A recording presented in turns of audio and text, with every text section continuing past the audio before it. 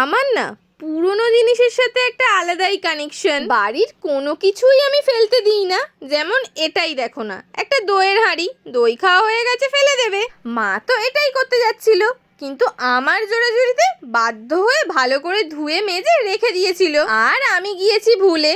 প্রায় 6-7 মাস পরে মা যখন ঘর পরিষ্কার করতে গিয়ে এটা আবার ফেলে দিতে যাবে, তখনই তড়িঘড়ি রং তুলি নিয়ে বসলাম, কারণ কিছু না কিছু তো বানিয়ে নিতেই হবে, ফেলতে তো আমি দেব না। তো প্রথমেই বেস কালারটা ভালো করে হোয়াইট করে শুকিয়ে নেবে, তারপরে অন্য কালার। এখানে তো আমি পিন্টারেস্ট থেকে ইন্সপায়ার হয়ে কিছু একটা বানাচ্ছি। লোটাস পন্ড বলা যায় কি এটাকে? তোমরাই একটু কমেন্ট করে জানিও। আর জানো, এটা বানাতে বানাতেই মনে পড়লো, আমাদের বাড়িতে যে লাকি বাম্বুটা আছে না, সেটা অনেক দিন ধরে একটা কাঁচের বাটিতে পড়ে আছে। ঠিক যেমন আগের মানি প্ল্যান্টটাকে একটা সুন্দর জায়গা দিয়েছিলাম, চলো আজ লাকি বাম্বুটাকেও দেব। তোমাদের সাথে গল্প করতে করতে তো আমার কালার করা একদম কমপ্লিট। এবার গাছটাকে বসিয়ে দেখা যাক। কেমন লাগলো আজকের ভিডিও অবশ্যই কিন্তু কমেন্ট করে জানাতে ভুলো না। আর থ্যাংক ইউ ফর ওয়াচিং।